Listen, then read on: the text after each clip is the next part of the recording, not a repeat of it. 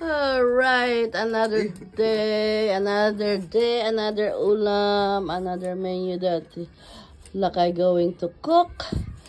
Today is, we're going to do dinding. Ito yung upo. This is the upo from our garden. The tomato again from our garden. The eggplant. And I don't know if it's included. And this one is the anong tawag dito? Upo and bulaklak. Now we're going to cook dinding with, is it what, prito? Oh, I saw shrimp with shrimp. Okay. This will be the Ilocano dinding. Okay. We'll see after this. And the part 1 is the preparing of the ingredients.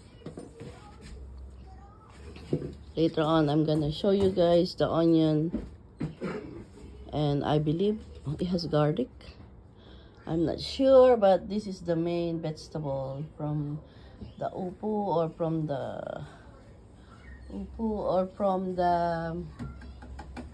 I don't know what you call it. Sayote. Okay.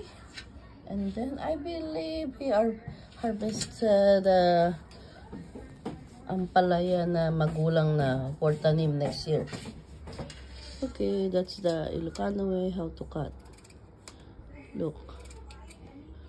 Wow. Really, it's towards, the knife is towards you.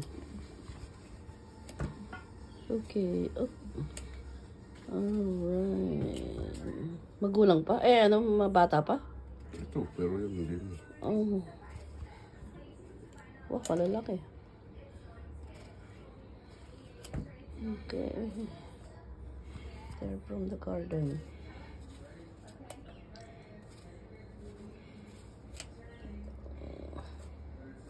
Oh God. Okay, that's the way to do. This is.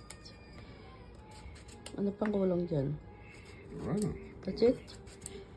Okay. And that's it for now. Ito tuloy.